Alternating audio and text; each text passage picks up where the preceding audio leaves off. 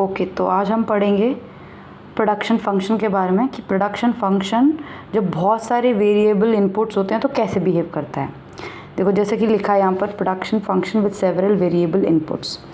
तो जब हमारे पास बहुत सारे बहुत सारे फैक्टर प्रोडक्शन होते हैं वो इंक्रीज़ करते हैं एक तरीके से, तो हमें रिटर्न्स टू स्केल दिखता है। अब रिटर्न्स टू स्केल क्या होता है? रिटर्न्स टू स्केल मतलब कि आपके फैक्टर प्रोडक्शन चेंज करने से कितना आउटपुट में चेंज हो रहा है। तो इसकी तीन पॉसिबिलिटीज़ हो सकती हैं। अगर हमारा जो फैक्टर ऑफ प्रोडक्शन, जो हमारे फैक्टर्स प्रोडक्शन है वो ज़्यादा इंक्रीज़ तो कर रहे हैं पर उसके कंपैरिजन में आउटपुट ज़्यादा इंक्रीज़ हो रहा है, तो मतलब कि इंक्रीजिंग रिटर्न्स टू स्केल। मतलब आप लागत जो लगा रहे हो, लैंड के कैपिटल लेबर ये सब लगा रहे हो, ये लगा तो उतना नहीं रहे जितना आउटपुट आ रहा है, आउटपुट उसके कंपैरिजन बहुत ज़्यादा आ रहा है। तो ये हो गया increasing returns to scale. Next होता है अगर आपने जितना फैक्टर प्रोडक्शन लगाया उतना ही आपको उसी प्रोपोर्शन में आउटपुट मिला है, तो उसको बोलते हैं कांस्टेंट रिटर्न्स टू स्केल। और लास्ट है कि अगर आपने फैक्टर प्रोडक्शन बहुत लगा दिया बट आउटपुट उतना नहीं आया, तो स्मॉलर प्रोपोर्शन का आउटपुट आया, तो उसे बोलते हैं डिमिनिशिंग रिटर्न्स टू स्केल। मतलब नीचे डिक्लाइन हो गया हमारा रिटर्न्स टू स्केल, हमें कम लागत मिली है। तो जैसे कि मैंने बोला था रिटर्न्स टू स्केल, मतलब रिटर्न्स टू स्केल का सिंपल सीधा मतलब यही होता है कि प्रोडक्शन की टेंडेंसी कैसी होती है जब हम फैक्टर्स को कांस्टेंट रखते हैं। फैक्टर्स तो वैसे कांस्टेंट रहते हैं पर उसको एक्सपैंड करते हैं। मतलब कि मेरे पास 5 लेबर है, 5 ही कैपिटल है, 5 यूनिट कैपिटल है, 5 यूनिट लेबर है, पर दोनों को मैंने मान लो 10-10 से इंक्रीज़ कर दिया। मतलब कांस्टेंट पहले भी थे, अभी भी कांस्टेंट, बस मैं स्केल को एक्सपैंड कर रही हूँ, तो उससे मेरे आउटपुट पे कितना चेंज आता है वो होता है हमारा रिटर्न्स टू स्केल। अब बस इसमें ये थोड़ा सा डिटेल में है इंक्रीजिंग रिटर्न्स टू स्केल, जो कि मैंने आपको बताया कि आउटपुट ज़्यादा होता है। अब इसके रीज़न क्या होते हैं? मेन चीज़ इंक्रीजिंग रिटर्न्स टू स्केल के रीज़न क्या होते हैं? पहली रीज़न होता है कि इनडिविजिबिलिटी, मतलब कि बहुत सारी चीज़ ऐसी होती हैं जिसको हम डिवाइड नहीं कर सकते, जैसे टेक्निकल और मैनेजरियल स्किल्स होती हैं, इनको हम डिवाइड नहीं कर सकते, ये होती हैं। और जब ये मिल जाती है ना, जब ये कहीं मिलती, जब किसी भी प्रोडक्शन में इंडिविजिबिलिटी आती है तो उसमें रिटर्न्स टू स्केल बढ़ता है। मतलब उसमें हमारा output as compare two factor production ज़्यादा होता है। और स्पेशलाइजेशन जब आती है, मतलब कि हमें पहले 5 लेबर चाहिए थे, अब हमें सिर्फ 2 लेबर चाहिए होते हैं, हमारी इतनी अच्छी प्रोडक्टिविटी हो जाती है क्योंकि स्पेशलाइजेशन मिल जाती है। और ये स्पेशलाइजेशन का कॉन्सेप्ट दिया था चैम्बरलिन ने, और ये इसका कुछ ऐसा ग्राफ है इंक्रीजिंग रिटर्न्स का। नेक्स्ट तो मैंने बताई था कांस्टेंट रिटर्न्स टू स्केल, जब हमारा फैक्टर प्रोडक्शन का इंक्रीज़ और आउटपुट का इंक्रीज सेम तरीके से हो। तो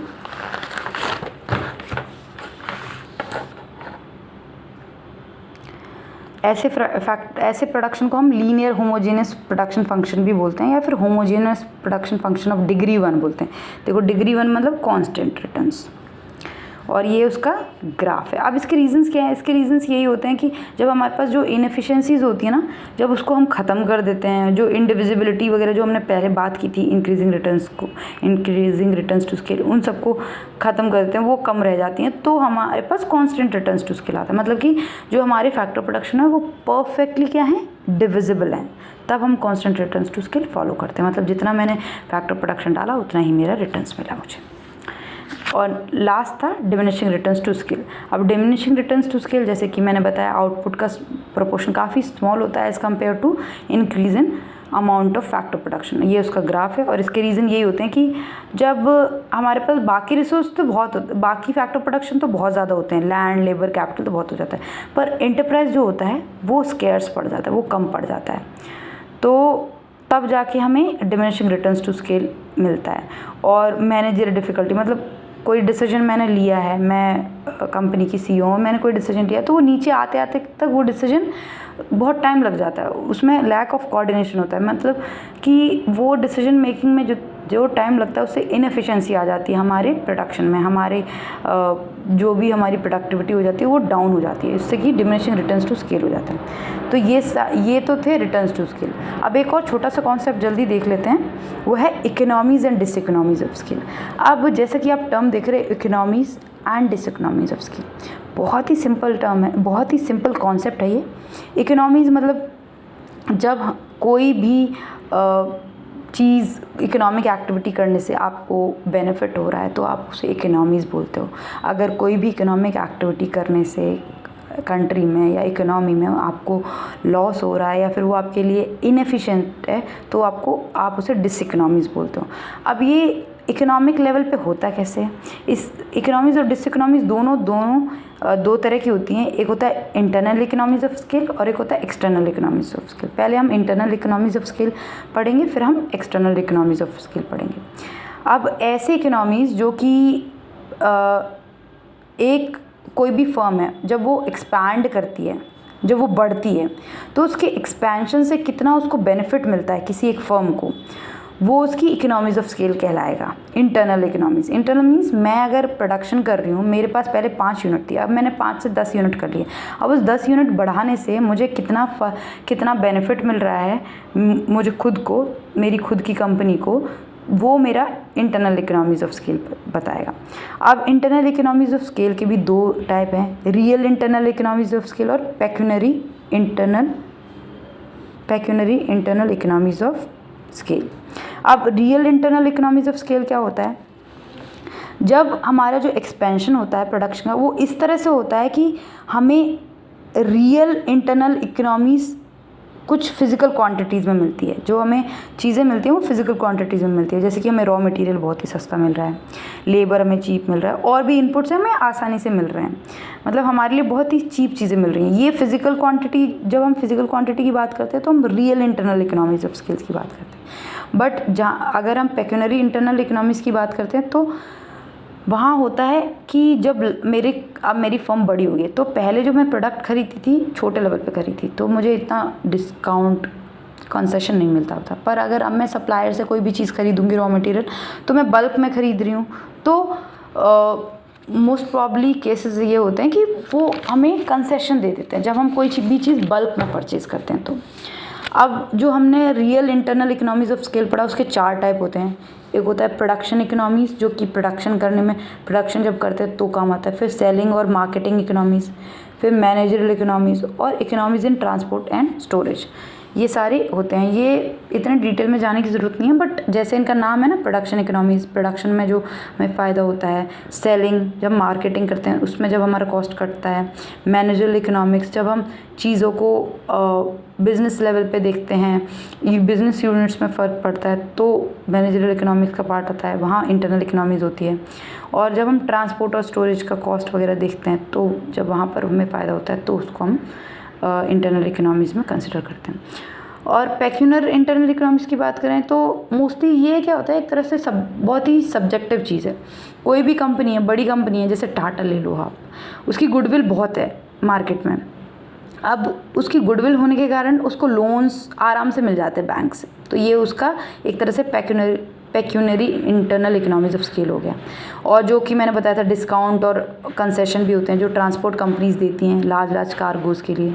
और जब कोई भी कंपनी, बड़ी फर्म एड्स वगैरह देती है तो एड कंपनी जो होती है, मीडिया, वो उनको डिस्काउंट दे देती हैं। तो ये जो बेनिफिट मिले ना, इसको pecuniary internal economies of scale बोलते हैं, क्योंकि ये फिज़िकल टर्म्स में नहीं है। और जो हमें फिज़िकल टर्म्स में मिलते हैं उसको हम बोलते हैं real internal economies of scale. ठीक है, अब हमने इंटरनल इकोनॉमीज़ ऑफ स्केल की तो बात कर ली, अब होता है internal diseconomies of scale. Internal diseconomies scale मतलब कि जो हमारा प्रोडक्शन है वो तो बहुत ज़्यादा हो रहा है, वो प्रोडक्शन हमारा कम हो रहा है, हम फैक्टर ऑफ प्रोडक्शन बहुत ज़्यादा लगा रहे हैं, मतलब हम लागत बहुत लगा रहे हैं, पर हमारा उतना प्रोडक्शन में फ़र्क नहीं पड़ता चल रहा, मतलब हमें लॉस टाइप का हो रहा है। तो इसके रीज़न क्या होते हैं? पहला तो हमारे पास लिमिटेड फैक्टर प्रोडक्शन होता है। लिमिटेड फैक्टर प्रोडक्शन कैसे, मतलब देखो, पहले मैं थोड़ा कंज्यूम करती थी, थोड़ा, मेरा स्केल ऑफ प्रोडक्शन बहुत कम था, ठीक है, तो मेरी रिक्वायरमेंट जो थी वो मेरे आसपास के एरिया से जो भी लोकल मेरे सोर्सेज थे वहाँ से मीट हो जाती थी। पर जब मेरी स्केल ऑफ प्रोडक्शन बढ़ेगी एक लेवल तक, तो अब मैं वो जो लोकल चीज़ें वहाँ से लेती थी उससे मीट नहीं हो पा रहा, अब मुझे बाहर से लेके आना पड़ेगा। और जब मैं बाहर जाऊँगी तो मुझे कॉस्ट भी ज़्यादा पड़ेगा, ट्रांसपोर्टेशन कॉस्ट और बाकी सारी भी कॉस्ट ज़्यादा पड़ेगी। तो उससे क्या हो जाएगा, मुझे डिसइकोनॉमीज़ ऑफ स्केल होगा, मतलब मुझे कॉस्ट ज़्यादा लगेगी, मेरे को इतना बेनिफिट नहीं होगा। जब मेरी प्रोडक्शन है, फॉर्म जो मेरी प्रोडक्शन फर्म है जब वो इनलार्ज होगी तो। और दूसरी प्रॉब्लम आ जाती है मैनेजमेंट में। देखो जैसे कि बात करते हैं, जैसे जैसे कंपनी बड़ी होती जाती है मैनेजमेंट में भी उतनी दिक्कत हो जाती है, क्योंकि बहुत सारे डिसीजंस होते हैं, बहुत सारी चीज़ें एक साथ देखनी होती हैं, तो जायज़ है कि ये प्रॉब्लम आनी ही आनी होती है, हर कंपनी में हो जाती है जब कोई भी फर्म एक्सपैंड करती है तो। और तीसरी है technical factors. Technical factors means अब मैं ज़्यादा प्लांट्स लगाऊंगी, ज़्यादा मशीनरी लगाऊंगी तो ऑब्वियसली मेरा कॉस्ट भी ज़्यादा ही होगा। तो ये हो गए इंटरनल डिसइकोनॉमीज ऑफ स्केल। अब हम पढ़ते हैं external economies of scale. External economies of scale का कॉन्सेप्ट दिया था हमारे इकोनॉमिस्ट एल्फ्रेड मार्शल जी ने। तो ये क्या कहते हैं कि जब फर्म एक्सपैंड करती है स्केल ऑफ प्रोडक्शन, मतलब मैं अगर अपना प्रोडक्शन बढ़ा रही हूँ और प्लांट्स लगा रही हूँ तो मुझे तो फ़ायदा होता ही है, वो इंटरनल इकोनॉमीज होगी। मेरे आसपास जितनी भी फर्म है ना उनको भी फ़ायदा होता है, उनकी भी इकोनॉमीज ऑफ स्केल बढ़ती है, तो उसको बोलते हैं हम एक्सटर्नल इकोनॉमीज ऑफ स्केल। मतलब मैंने प्लांट लगाया अपने घर के बाहर पर वो ऑक्सीजन सारी सोसाइटी को दे रहा है, तो ये हो गया सिंपल सा example external economies of scale. अब होता है external diseconomies of scale. External diseconomies of scale क्या हो गया, जब मेरा स्केल ऑफ प्रोडक्शन बढ़ता है और उससे बहुत सारी डिसइकोनॉमीज आती हैं, और वो डिसइकोनॉमीज केवल मेरे तक ही सीमित नहीं रहती, आसपास के लोगों को भी इम्पैक्ट करती हैं। जैसे कि एग्जांपल मैंने क्या कहते हैं एक फैक्ट्री लगाई, ठीक है, और उसमें से स्मोक निकलता है, और वो स्मोक क्या करता है, मेरे यहाँ तो पोल्यूशन कर ही रहा है पर वो पूरे इन्वायरमेंट में भी पोल्यूशन कर ही रहा है। तो उससे क्या होता है, उससे पूरे इन्वायरमेंट में भी इम्पैक्ट कहीं ना कहीं पड़ रहा है। और अगर बिजनेस टर्म्स में देखा जाए तो इसका एग्जांपल ये हो जाएगा, जब हम स्केल ऑफ प्रोडक्शन किसी भी कंपनी का बढ़ाते हैं, किसी भी फैक्ट्रीज़ का बढ़ाते हैं, तो एम्प्लॉयमेंट बढ़ती है ऑब्वियसली, मैं मोर लेबर्स हायर करूँगी, तो उससे क्या होगा, अब ज़्यादा लेबर आएंगे तो उससे सिटी में traffic congestion, over crowding factories में ये होना जायज़ है। तो ये जो हमने अभी तक पढ़े ये क्या थे, डिसइकोनॉमीज, एक्सटर्नल डिसइकोनॉमीज ऑफ स्केल। तो ये दो इम्पॉर्टेंट कॉन्सेप्ट थे जो मैं आपको बताना चाहती थी। होप सो मैंने बहुत ही सिंपल तरीके से आपको बताया होगा कि पहला तो रिटर्न्स टू स्केल क्या होता है, कितने टाइप के होते हैं, और फिर इकोनॉमीज़ और डिसइकोनॉमीज़ में क्या फ़र्क होता है और कितने टाइप होते हैं। तो यही था आज का कॉन्सेप्ट। होप सो आपको पसंद आया हो, और मेरा मोटिव एक ही रहता है कि चीज़ें जितनी सिंपल हो सके ना उतनी सिंपल मैं प्रेजेंट करूं। बस simplicity is my main criteria, main goal. Thank you so much for watching.